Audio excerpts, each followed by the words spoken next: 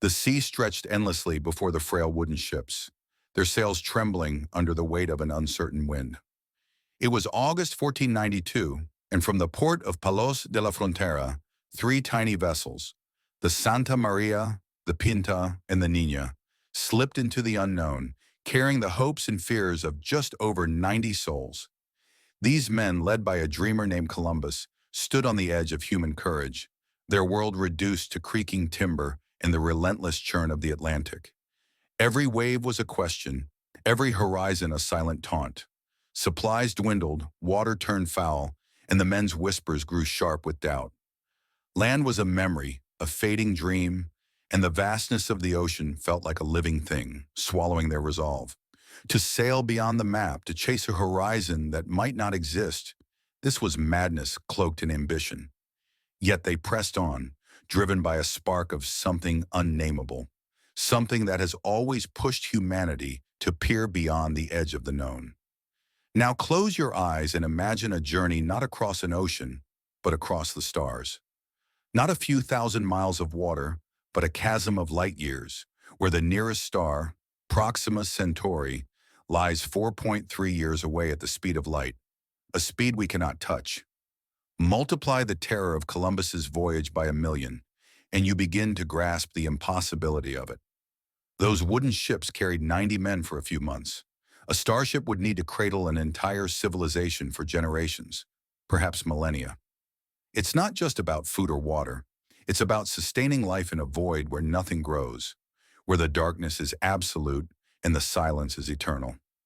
Columbus could feel the wind on his face, could squint at a horizon that promised something, anything. But in the interstellar deep, there is no horizon, no wind, no promise. Only the cold math of physics and the weight of time. This is not a story of despair, but of awe at the scale of the challenge. I stand before you, heart racing with both wonder and skepticism, to say something that might unsettle you. We will never leave our solar system to reach the stars. Not in the way we dream, not with ships brimming with settlers, not with colonies blooming on alien worlds like flowers in a new Eden. The universe is not a sea to be crossed. It is a wall of unimaginable distance, guarded by laws that do not bend to our wishes. And yet, the very act of dreaming about the stars, of daring to imagine ourselves among them, reveals the fire that has always defined us. It's the same fire that carried Columbus across the Atlantic, that lifted the Wright brothers into the sky when the world scoffed at their wings. But this fire, bright as it burns, meets a foe unlike any other, the unyielding truth of the cosmos itself. Let me be clear, I am no cynic. I am a storyteller of science, a lover of the questions that keep us awake at night. But when I look at the stars, I see not just beauty, but a challenge that humbles even our greatest ambitions. The skeptics in 1492 laughed as Columbus sailed away, certain he'd fall off the edge of the world. The naysayers of 1903 swore that no machine heavier than air could defy gravity. And today, those who dream of starships point to these triumphs, accusing me of chaining humanity to Earth with my doubts. Look, they cry, the impossible has always become possible. And I nod because they're not entirely wrong. History is a tapestry of shattered limits, woven by hands that refuse to accept never. But there's a difference between the impossible and the implausible, and the stars teach us that difference with a clarity that cuts like a blade. Once science was a wild, untamed thing, a mix of guesswork, hope, and stubborn trial. In Columbus's time, maps were half myth, and scholars chased fantasies, like perpetual motion, with the same zeal they applied to real discoveries. But today, science is sharper, a blade honed by centuries of rigor. It's not a dream catcher, it's a map maker, charting what is possible within the boundaries of physics. And those boundaries tell us that interstellar travel, as we imagine it, is a dream that frays against reality. The distances are too vast, trillions of miles to the nearest star.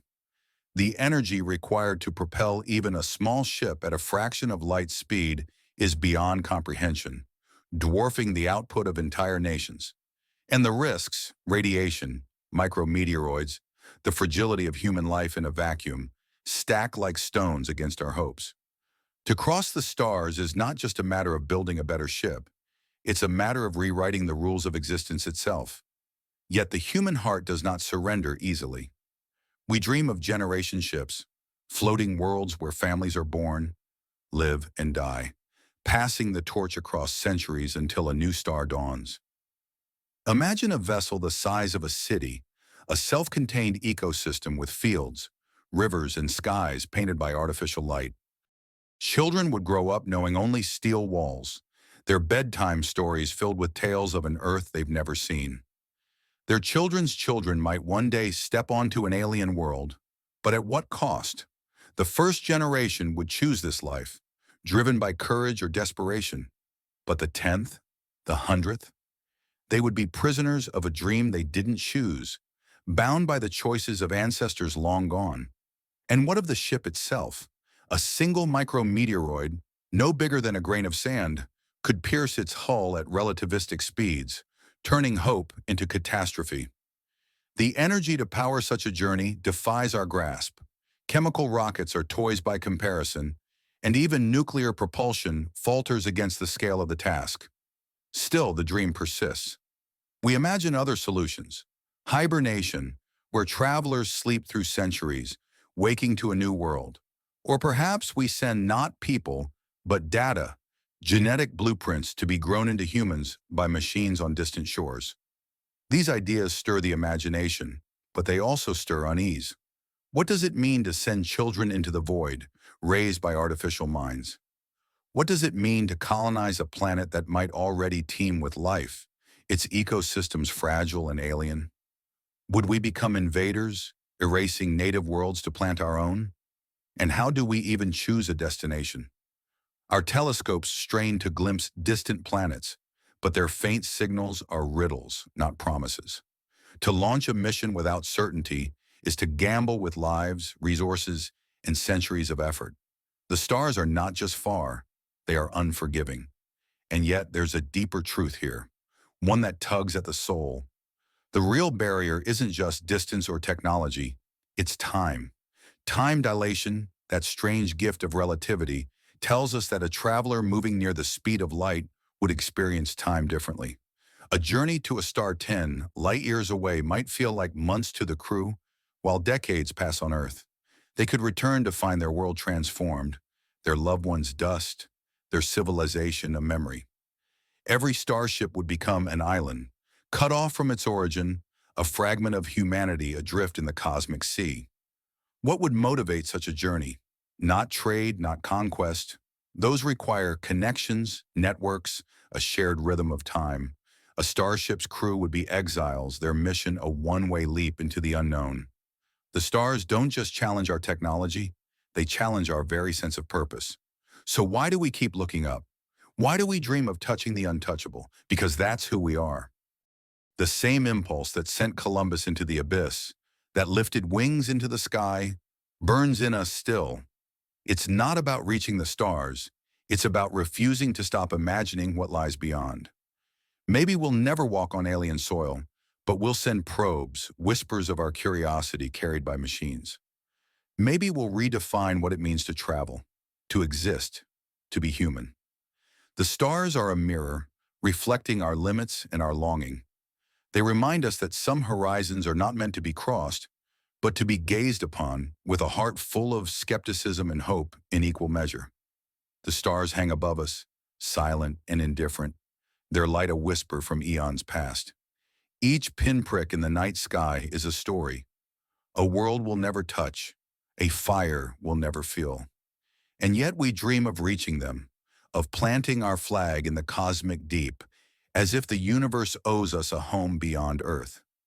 The dream is intoxicating. A new world, a second chance, a place to escape the fragility of our blue speck. But as I stand here, gazing upward, my heart heavy with both wonder and doubt, I see not just possibility, but the weight of reality pressing back. The stars are not just far. They are a challenge to everything we are, everything we hope to be. To chase them is to confront not only the limits of our machines, but the limits of our souls. Consider the reasons we give for wanting to leave Earth, to sail the void toward distant suns. Some speak of exploration, that primal urge to know what lies beyond. Others point to resources as if the moon, Mars, or asteroids can't sate our hunger for metals and fuel. And then there's the dream of a planet B, a refuge from catastrophe, be it climate collapse, asteroid impact, or some cosmic calamity we can't yet name. These are the three sirens calling us to the stars, their songs weaving visions of survival, discovery, and escape. But let's pause and listen closer, because each note carries a truth we cannot ignore. Exploration, yes, is noble, but do we need human boots on alien soil to satisfy it? Robots, sleek and tireless, can carry our questions to the stars, peering into the unknown without the frailty of flesh. Resources. Our solar system is a treasure trove, its riches barely touched. Why cross light years when the moon's craters and Martian plains brim with what we need? The third siren, the search for a new home, is the loudest, the one that tugs hardest at our fears. In the 1960s and 70s, when the space age burned bright, the idea of fleeing Earth felt like a solution to overpopulation, to the scars we'd carved into our planet. Why worry about too many mouths to feed, the dreamers asked, when the universe offers endless room? It was a vision born of hope, echoing the days when Europe sent its restless to the New World, seeking space and salvation. Visionaries like Stephen Hawking, Robert Zubrin, and Elon Musk have carried this torch, warning that a single planet is a single point of failure. An asteroid, a gamma-ray burst, a war of our own making, any could snuff us out. A second home, they argue, is our only shield against extinction. But let's be honest, what catastrophe could be so total that we'd abandon Earth entirely? And who would go? A few thousand, perhaps, handpicked to carry humanity's flame? The rest of us, billions strong, would be left behind, our fate tied to a wounded world. This idea of escape, of mass migration to the stars, crumbles under scrutiny. Earth's population swells by 80 million souls each year. To keep it steady, we'd need to ferry that many to Mars or beyond, every single year. Imagine the fleets, the resources, the sheer impossibility of it. Even if we could build such ships, the logistics would break us. The solution to overpopulation isn't a cosmic exodus, it's a reckoning with ourselves. A willingness to change how we live, how we consume, how we grow. The stars offer no shortcut, no easy fix. They demand we face our problems here, on the ground where we stand. To dream otherwise is to chase a mirage, beautiful but empty. But let's indulge the dream for a moment. Let's say we decide to try, to build a ship and aim for a star 50 light years away. What would it take? Not a vessel for 90 men, but a world unto itself, carrying hundreds, maybe thousands across centuries. A generation ship, a floating city with gardens, schools and hospitals, a bubble of Earth adrift in the void. The first challenge is the ship itself. Chemical rockets? Laughably inadequate. Nuclear propulsion? Still too weak for the scale of the task. Solar sails might nudge a tiny probe along, but a city-sized ark? No chance. We'd need an energy source beyond anything we can imagine, something that feels like magic to our 2025 minds. And even if we could power it, the ship would face a gauntlet of dangers. Micrometeoroids, specks of dust turned deadly at high speeds. Radiation, a silent killer seeping through the hull. When the slow decay of systems that must endure for centuries without repair. Then there's the human cost. The first generation might board willingly, eyes bright with purpose. But what of their descendants, born into a metal world, bound for a destination they'll never see? They'd inherit a mission they didn't choose, their lives shaped by a promise made long before their birth. Imagine the weight of that, the resentment, the questions, the longing for a sky they've never known. And what happens when the ship arrives? A planet might look habitable from afar, its atmosphere a faint promise through a telescope. But what if it's a lie? What if the air chokes, the soil poisons, or the ecosystem fights back? We'd need probes to scout ahead, launched decades, maybe centuries before the mission begins. A probe sent in 2100 might reach a star by 2600, its data crawling back at the speed of light.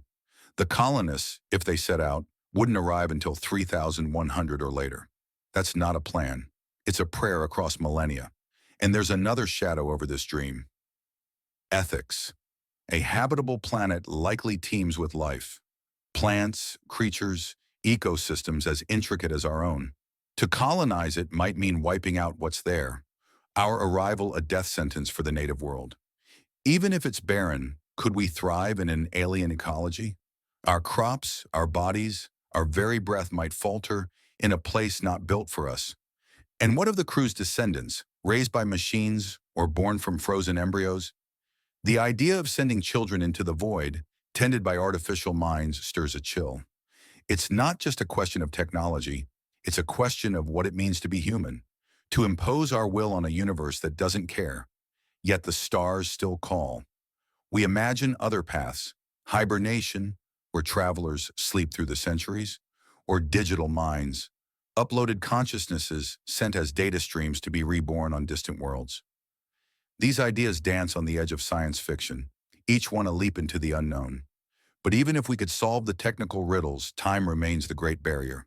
Time dilation, that strange quirk of relativity, means a crew traveling near light's speed would age slower than those left behind. A journey of decades for Earth could feel like months aboard the ship. They'd return to a world unrecognizable, their home a relic of a forgotten age. Every mission would be a farewell, a severance from all they've known. The stars don't just demand our ingenuity, they demand our sacrifice.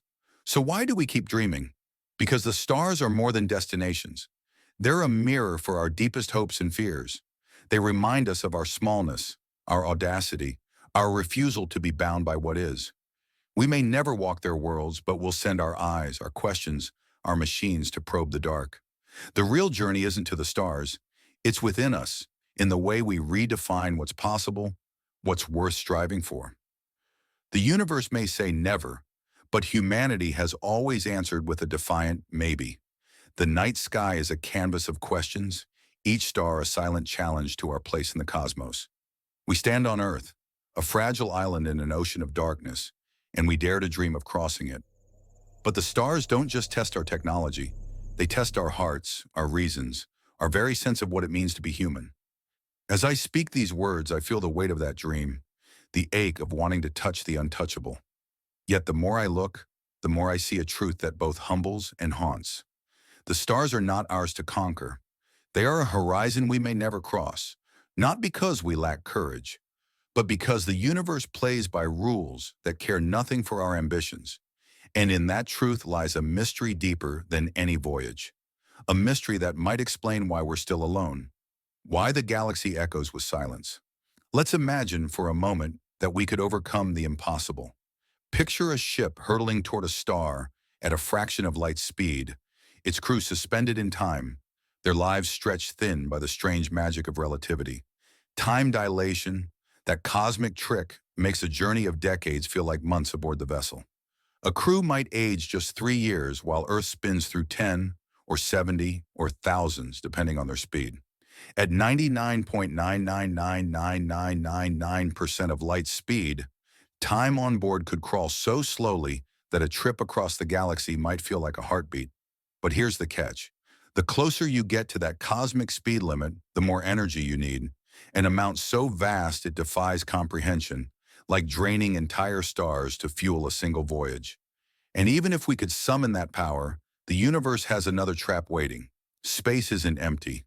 It's a gauntlet of wandering atoms, dust and gas, harmless at low speeds, but deadly when you're racing near the speed of light. A single hydrogen atom, struck at such velocities, becomes a bullet of ionizing radiation, capable of shredding a ship's hull or poisoning its crew.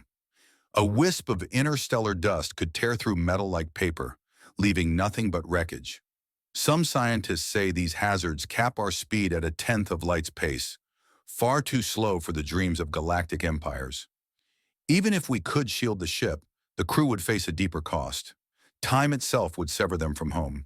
They'd return to an Earth centuries older, their families gone, their world a stranger. Every interstellar journey would be a one-way ticket, not just to a new world, but to a new reality, where the past is lost forever. This is where the dream of colonization falters. We imagine trade routes spanning the stars, bustling ports on alien worlds, a galactic network of humanity's children. But time dilation makes such connections impossible. A merchant sending goods to a star 50 light-years away would never live to see the return. A government funding a mission would be dust before the first report came back. Each ship, each colony would become its own world, adrift in time and space, cut off from the mother planet. The idea of a unified galactic civilization, bound by shared culture or commerce, crumbles under the weight of relativity. What's the point of a journey that leaves you stranded, not just in space, but in an era that no longer knows you? The stars don't just demand our ingenuity, they demand we redefine what home means. And yet, we keep dreaming. We conjure visions of warp drives, wormholes, or Alcubierre bubbles, ideas that dance on the edge of physics, teasing us with shortcuts through the cosmos. But let's be honest, these are fantasies, beautiful but baseless, like chasing the horizon in a world without end. No experiment, no equation, no hint of evidence suggests they're possible. The laws of physics, as we know them in 2025, are unyielding. They tell us that if anything of ours reaches the stars, it won't be us, not in flesh and blood. Perhaps it'll be our machines, tireless probes carrying our questions into the void, or maybe transhumans being so far removed from our biology that they're more idea than body, sent as data to be reborn under alien skies. But even then, what would they find? A planet teeming with life might reject us. Its ecosystem a puzzle we can't solve. A barren world might offer no refuge, just a cold mirror of our own mistakes. This brings us to the great silence, the question that haunts every stargazer. Where is everybody?